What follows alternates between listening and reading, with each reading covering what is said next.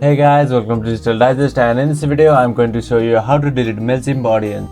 So first go to mailchimp.com and log in with your account.